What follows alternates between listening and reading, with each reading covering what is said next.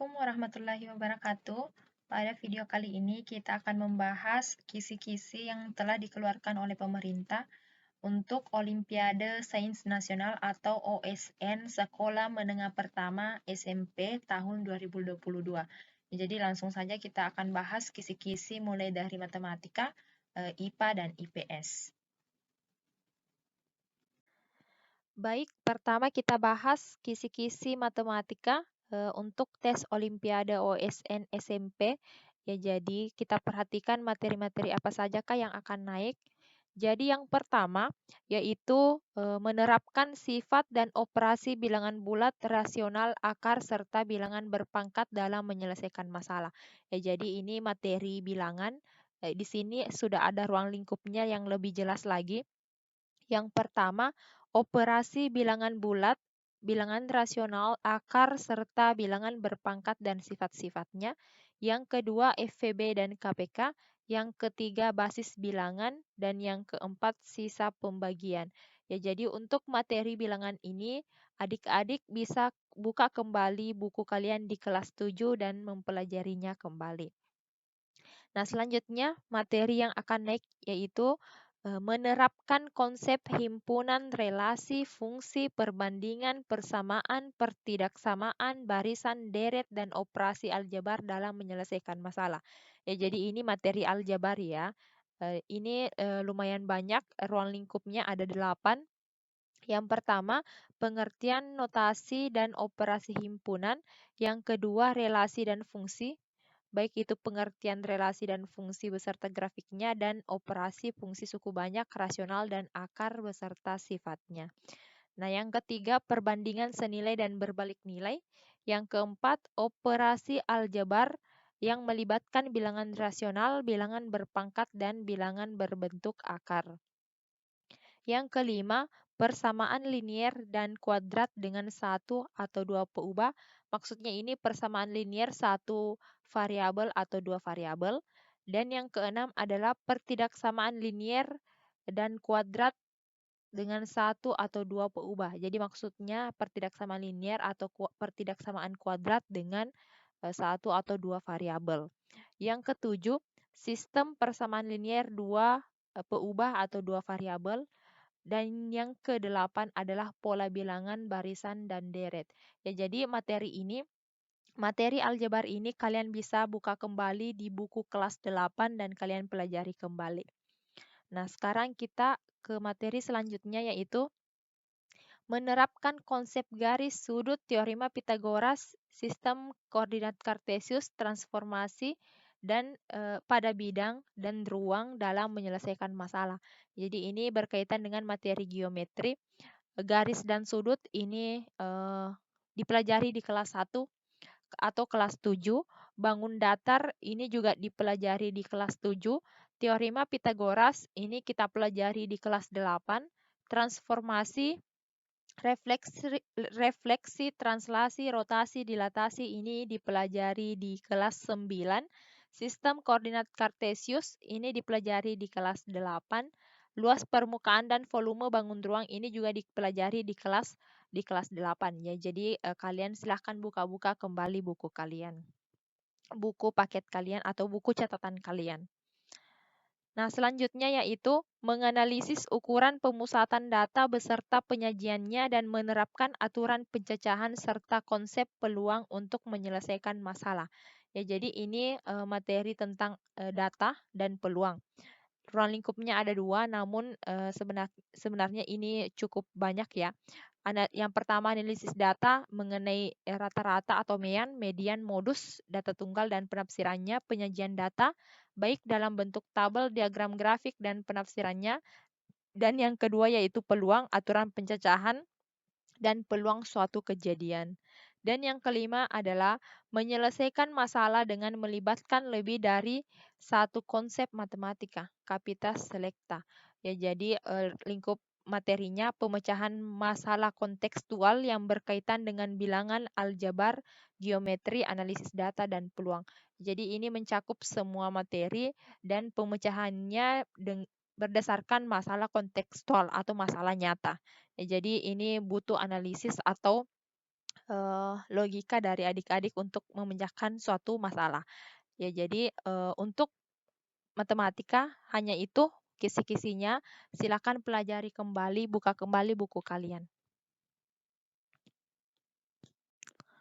Baik, sekarang kita pindah ke kisi-kisi ilmu pengetahuan alam atau IPA. Ya, jadi yang perlu kalian pelajari yang pertama yaitu menerapkan besaran, satuan, dan konsep serta prinsip pengukuran untuk menganalisis data dan gejala fisis yang sedang dipelajari. Ya, jadi materinya berhubungan dengan besaran, satuan, dan pengukuran. Lingkup materinya cukup banyak, ada 8, besaran pokok dan besaran turunan, satuan pokok dan satuan turunan, sistem satuan, standar satuan, konversi satuan, alat ukur dasar, ketidakpastian hasil pengukuran, dan penerapan besaran dan satuan dalam mengukur pertumbuhan dan variabel fisiologis pada makhluk hidup.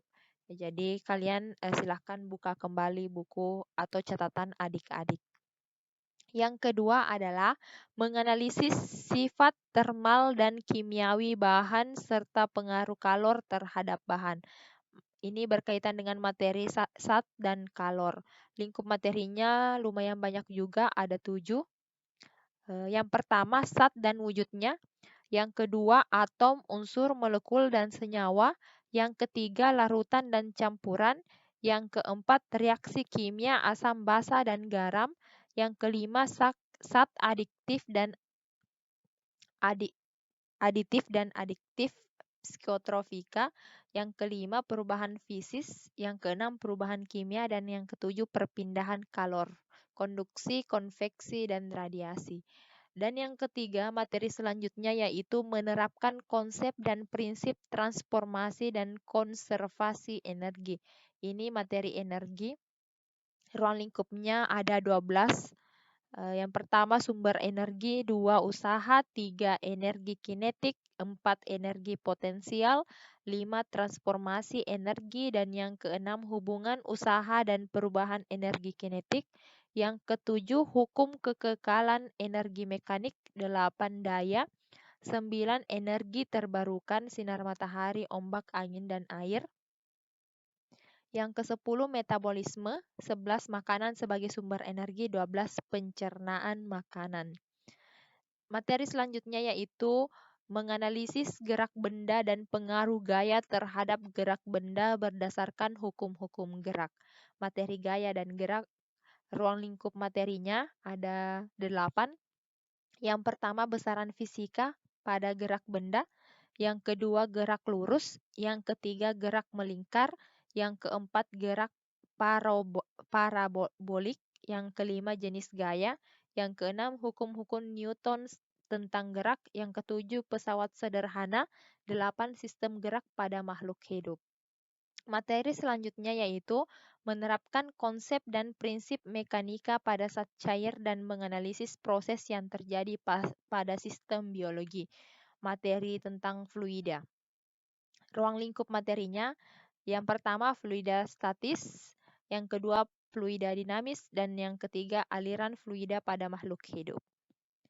Nah, materi selanjutnya yaitu menganalisis konsep dan prinsip getaran gelombang mekanik dalam teknologi dan kehidupan sehari-hari. Materi tentang getaran, gelombang, dan bunyi. Adapun ruang lingkup materinya yaitu getaran harmonik sederhana, gelombang mekanik, gelombang bunyi, sistem pendengaran, sistem sonar hewan, sistem navigasi pada migrasi hewan. Materi selanjutnya yaitu menganalisis prinsip dan konsep cahaya dan optika pada alat-alat optik. Ini materi tentang cahaya dan optika. Ruang lingkup materinya yaitu yang pertama cahaya, yang kedua optik geometrik, yang ketiga optik fisik, yang keempat alat-alat optik, dan yang kelima materi dan mekanisme kerja mata. Yang kedelapan materinya yaitu menerapkan konsep serta prinsip kelistrikan dan kemagnetan serta menganalisis karakteristik rangkaian arus. Ini materi tentang kelistrikan dan kemagnetan. Ruang lingkup materinya ada 13 maksud saya. Yang pertama listrik statis, yang kedua isolator, semikonduktor, konduktor, dan superkonduktor. Yang ketiga, arus, tegangan, dan hambatan listrik. Yang keempat, rangkaian arus searah. Yang kelima, hukum Kirchhoff. Yang keenam, energi dan daya listrik. Yang ketujuh, magnet dan sifat-sifatnya. Yang kedelapan, medan magnet di sekitar penghantar berarus listrik. Yang kesembilan, gaya magnet pada muatan yang bergerak dalam medan magnet. Yang ke-10, gaya magnet pada penghantar berarus yang berada dalam medan magnet. Yang ke-11, GGL induksi. Yang ke-12, transformator. Yang ke-13, arus listrik pada sistem saraf. Oke, jadi yang ke-9, materi selanjutnya yaitu menganalisis sistem tata surya dengan menerapkan hukum-hukum gerak dan menganalisis struktur bumi dan fenomena fisis yang terjadi pada ilmu pengetahuan atau materi ilmu pengetahuan bumi antariksa IPBA. Yang lingkup materinya yaitu sistem tata surya, yang kedua matahari dan bumi, matahari, bumi, dan bulan, struktur bumi, fenomena gempa tektonik, dan lapisan atmosfer. Materi selanjutnya yaitu menganalisis data ciri makhluk hidup, asal-usul makhluk hidup, dan faktor-faktor biotik dan abiotik yang mempengaruhinya. Ini materi makhluk hidup dan lingkungannya. Lingkup materinya asal-usul makhluk hidup. Yang kedua, ciri-ciri makhluk hidup. Yang ketiga, perbedaan makhluk hidup dan benda mati. Yang keempat, pengukuran faktor abiotik dan biotik. Yang kelima, interaksi faktor abiotik dengan abiotik. Faktor biotik dengan abiotik dan faktor biotik dengan biotik. Oke, materi selanjutnya yang ke-11 yaitu menerapkan konsep dan prinsip pengelompokan makhluk hidup untuk memahami konsep evolusi, keanekaragaman makhluk hidup dan pelestariannya. Jadi materi tentang keanekaragaman dan pengelompokan makhluk hidup. Lingkup materinya yaitu yang pertama dasar-dasar klasifikasi, yang kedua keanekaragaman tingkat gen, spesies, ekosistem, yang ketiga 8 dunia makhluk hidup, yang keempat penyebab terjadinya keanekaragaman makhluk hidup, yang kelima evolusi, yang keenam usaha-usaha pentingnya pelestarian, dan yang ketujuh metode atau teknik klasifikasi. Materi selanjutnya yaitu menganalisis struktur dan fungsi sel, peranan sel, dan organisasi kehidupan. Ini materi tentang organisasi kehidupan. Lingkup materinya yang pertama, struktur dan fungsi sel. Yang kedua, transportasi pada sel. Yang keempat, perbedaan sel tumbuhan dan sel hewan serta sel bakteri. Yang kelima, konsep tingkatan organisasi kehidupan. Materi selanjutnya yaitu menganalisis dinamika ekosistem, permasalahan lingkungan, dan usaha-usaha konservasi lingkungan berdasarkan konsep dan prinsip ekologi. Ini materi tentang ekologi, lingkup materinya lumayan banyak, ada 17 lingkup materi.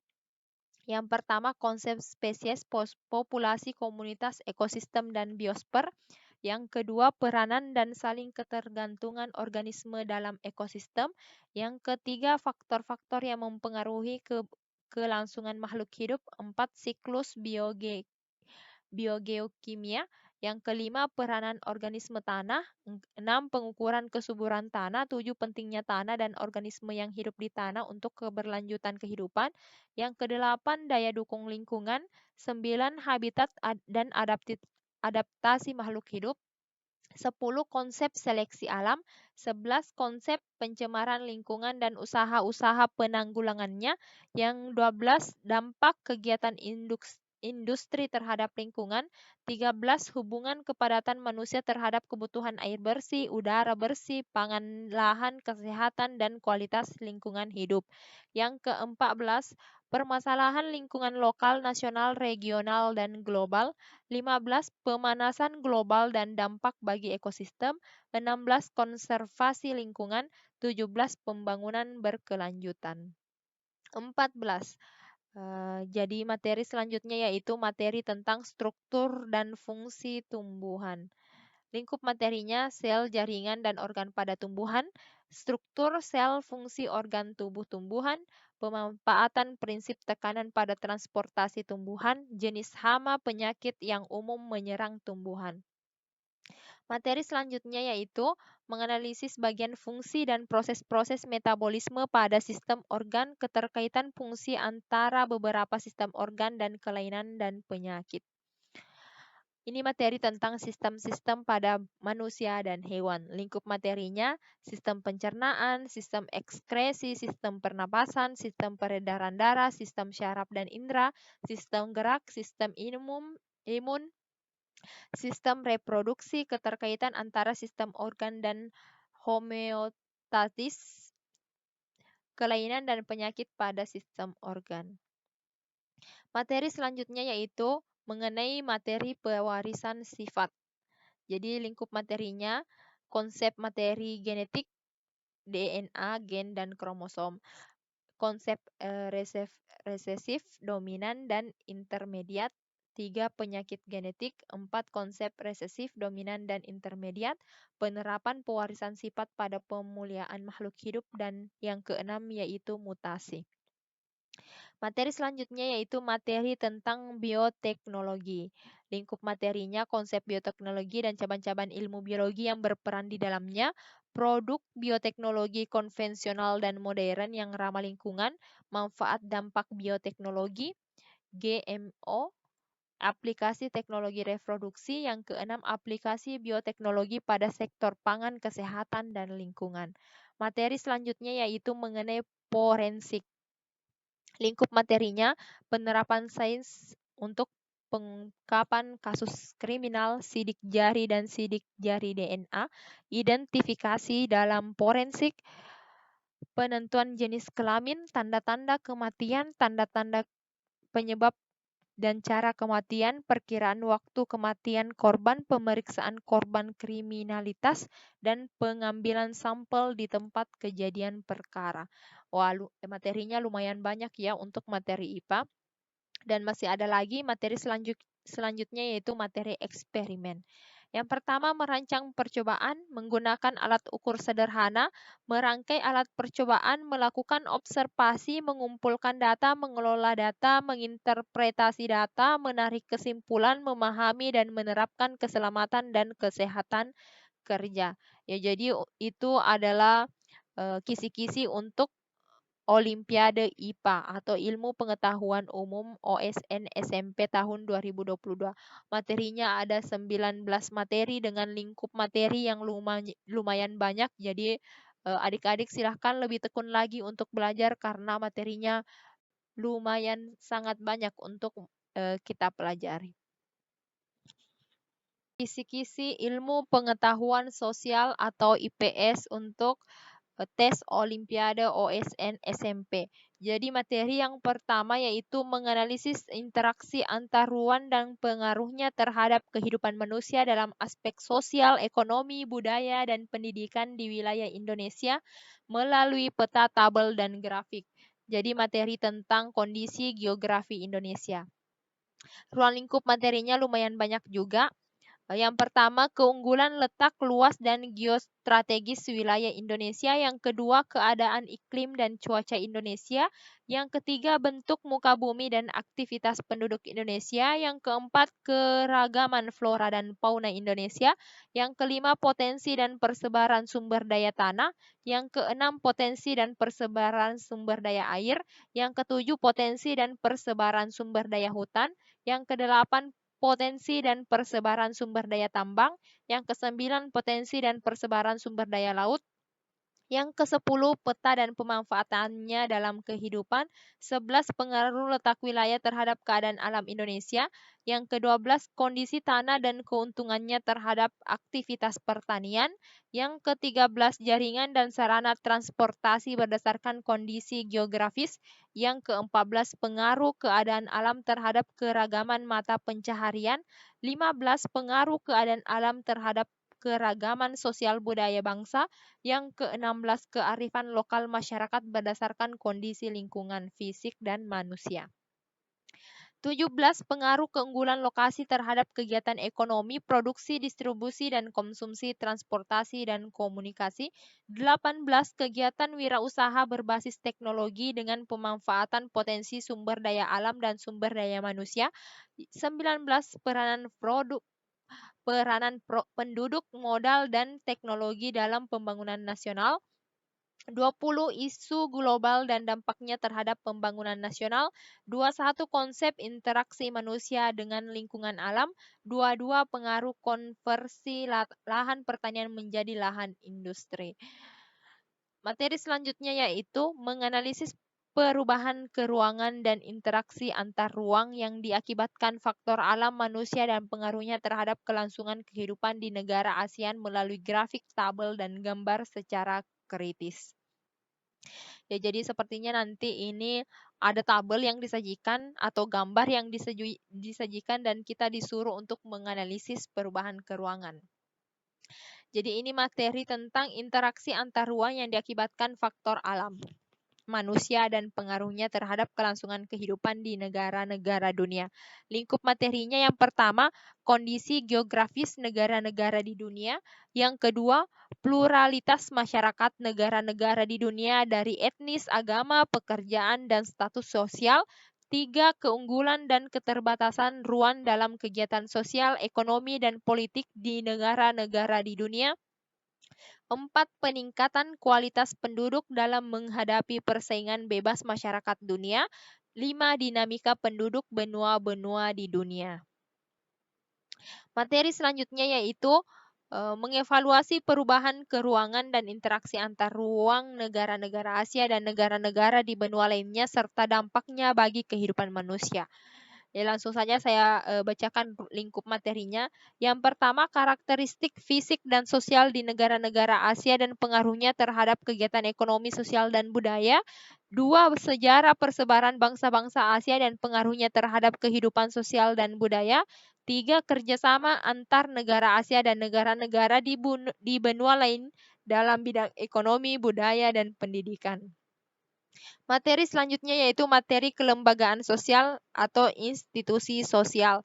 Lingkup materinya yang pertama, pengertian dan fungsi kelembagaan sosial, ciri-ciri kelembagaan sosial, jenis dan peranan lembaga sosial. 4. Jenis dan peran lembaga politik pemerintah. 5. Jenis dan peran lembaga ekonomi. 6. Jenis dan peran lembaga agama. 7. Jenis dan peran lembaga kesehatan. 8. Jenis dan peran lembaga keluarga. 9. Fungsi lembaga sosial dalam peningkatan kualitas penduduk Indonesia. 10. Peran dan fungsi keragaman sosial, budaya, dan religi dalam kehidupan sosial. Materi selanjutnya yaitu mengenai penyimpangan sosial. Lingkup materinya yang pertama, pengertian penyimpangan sosial. 2. Jenis penyimpangan sosial. 3. Faktor-faktor penyebab timbulnya penyimpangan sosial. 4. Peranan dan fungsi kelembagaan sosial di masyarakat. 5. Strategi untuk memecahkan masalah yang berkaitan dengan fungsi dan peranan kelembagaan sosial dalam menangani penyimpangan sosial. 6. Strategi untuk memecahkan masalah yang berkaitan dengan fungsi peranan kelembagaan politik dalam menangani penyimpangan sosial. Yang ketujuh, strategi untuk memecahkan masalah yang berkaitan dengan fungsi dan peranan kelembagaan ekonomi dalam menangani penyimpangan sosial. Materi selanjutnya yaitu menganalisis bentuk-bentuk dan sifat dinamika interaksi manusia dengan lingkungan alam, sosial, budaya, dan ekonomi. Langsung saja lingkup materinya yaitu 1. Pengertian interaksi sosial. 2. Bentuk-bentuk interaksi manusia dengan lingkungan alam. 3. Bentuk-bentuk interaksi manusia dengan lingkungan sosial. 4. Bentuk-bentuk interaksi manusia dengan lingkungan budaya. 5. Bentuk-bentuk interaksi manusia dengan lingkungan ekonomi. 6. Bentuk-bentuk interaksi manusia dengan ekonomi. 7. Faktor penyebab dan permasalahan yang timbul akibat interaksi manusia dengan lingkungan ekonomi. Yang ke-8, faktor penyebab dan permasalahan yang timbul akibat interaksi manusia dan lingkungan sosial. 9. Faktor penyebab permasalahan yang timbul akibat interaksi manusia dengan budaya. 10. Faktor penyebab dan permasalahan yang timbul akibat interaksi manusia dengan ekonomi. 11 faktor penyebab timbulnya permasalahan akibat interaksi manusia dengan lingkungan alam. 12 cara mencegah mengatasi permasalahan yang timbul akibat interaksi manusia dengan lingkungan alam. 13 cara mencegah dan mengatasi permasalahan yang timbul akibat interaksi manusia dengan lingkungan sosial. 14 cara mencegah dan mengatasi permasalahan yang timbul akibat interaksi manusia dengan lingkungan budaya. 15 cara mencegah dan mengatasi permasalahan yang timbul akibat interaksi manusia dengan ekonomi. Materi selanjutnya yaitu materi dinamika interaksi sosial manusia dengan lingkungannya dalam konteks pembangunan di Indonesia. Lingkup materinya: 1. Pengertian dinamika interaksi. 2. Perubahan sosial ekonomi pada masa Orde Baru. 3. Perubahan sosial ekonomi pada masa Orde Reformasi.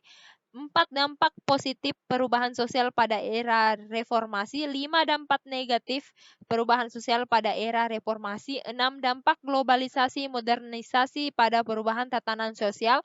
7. Dampak globalisasi pada perubahan tatanan budaya. Materi selanjutnya yaitu menganalisis pengaruh interaksi sosial terhadap kehidupan sosial dan kebangsaan.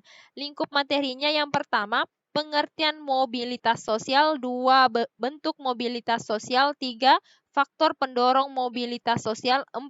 Faktor penghambat mobilitas sosial. 5. Saluran mobilitas sosial. Dan 6. Dampak mobilitas sosial bagi kehidupan.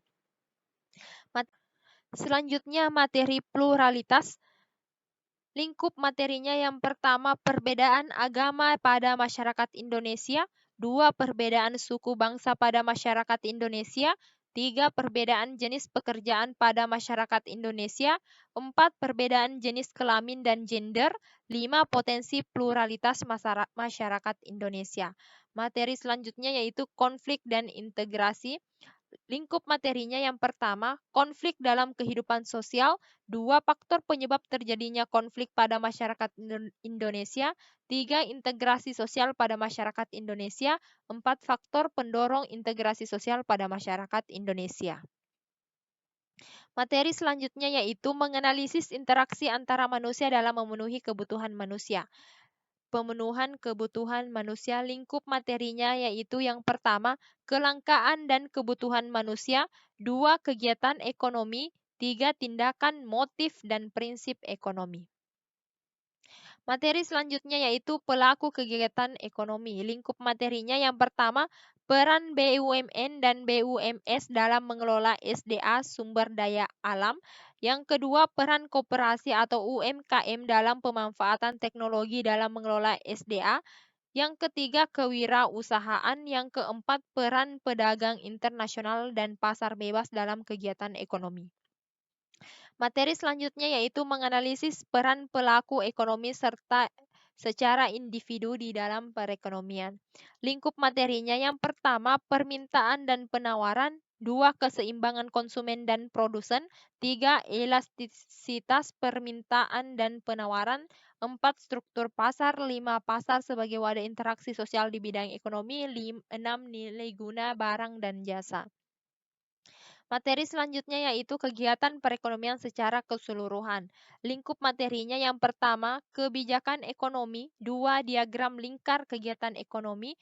3. Uang dalam kegiatan ekonomi. 4. Inflasi. 5. Bank dan lembaga keuangan.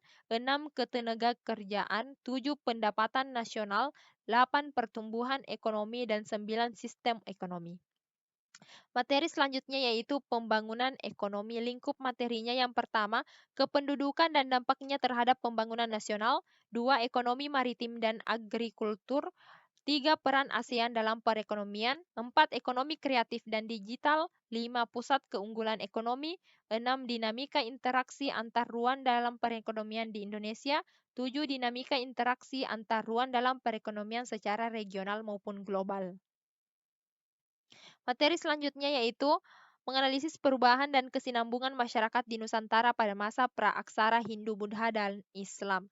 Lingkup materinya yang pertama, asal-usul penduduk Indonesia. 2. Jalur migrasi nenek moyang bangsa Indonesia. 3. Perdagangan kurung niaga dan pengaruhnya. 4. Kehidupan sosial, ekonomi, budaya, dan perkembangan teknologi masyarakat Nusantara pada masa praaksara. 6. 5. Kehidupan sosial, ekonomi, budaya, dan perkembangan teknologi masyarakat Nusantara pada masa Hindu-Buddha. 6. Kehidupan sosial, budaya, ekonomi, dan perkembangan teknologi di Nusantara pada masa Islam. Materi selanjutnya yaitu mengevaluasi perubahan dan kesinambungan dari masa penjajahan sampai tumbuhnya semangat kebangsaan. Lingkup materinya: 1. Aspek geostrategis terhadap munculnya kolonialisme Barat di Indonesia. 2. Dampak revolusi industri bagi Indonesia. 4. Perubahan budaya, sosial, pendidikan, teknologi, dan ekonomi pada masa kolonial Barat. 5. Perjuangan rakyat Indonesia dalam menentang kolonialisme dan imperialisme. Materi selanjutnya yaitu munculnya organisasi pergerakan dan tumbuhnya semangat kebangsaan. Lingkup materinya yang pertama, perkembangan semangat kebangsaan pada masa pergerakan nasional. 2. Tokoh-tokoh pada masa pergerakan nasional. 3. Perubahan budaya, ekonomi, sosial, pendidikan, dan teknologi pada masa Jepang. Materi selanjutnya yaitu mengevaluasi perubahan dan kesinambungan ruang dari masa kemerdekaan sampai awal reformasi untuk menghargai warisan sejarah dan nasionalisme. Lingkup materi. Yang pertama, usaha perjuangan mempertahankan kemerdekaan Indonesia. 2. Peristiwa-peristiwa politik dan ekonomis pasca pengakuan kedaulatan. 3. Tokoh-tokoh pada awal kemerdekaan. 4. Dorongan internal dan eksternal kebangsaan yang berpengaruh pada masa awal kemerdekaan. 5. Interaksi Indonesia dengan negara-negara di dunia. 6. Dinamika politik perubahan sosial ekonomi pada masa Orde Baru dan Reformasi. 7. Perkembangan teknologi pada masa awal kemerdekaan sampai awal reformasi. Materi selanjutnya yaitu melakukan observasi bidang kajian IPS di lingkungan tempat tinggal peserta. Materinya yaitu observasi lapangan. Jadi, menyajikan video observasi lapangan bidang SMP yang integrasi pada sub bidang kajian geografi, sosial, ekonomi, dan sejarah. Ya, jadi ini disuruh untuk menyajikan video. Oke, selanjutnya. Oh, ternyata hanya itu saja untuk materi IPS atau kisi-kisi untuk IPS dan lumayan banyak juga. Semoga adik-adik bisa mempelajari semuanya dengan lancar dan mendapatkan kemenangan di Lomba Olimpiade OSN tingkat SMP tahun 2022 ini. Jangan lupa klik tombol like and subscribe dan semoga saya memiliki kesempatan untuk membahas soal-soal atau contoh soal-soal untuk OSN SMP tahun 2022 di video-video selanjutnya.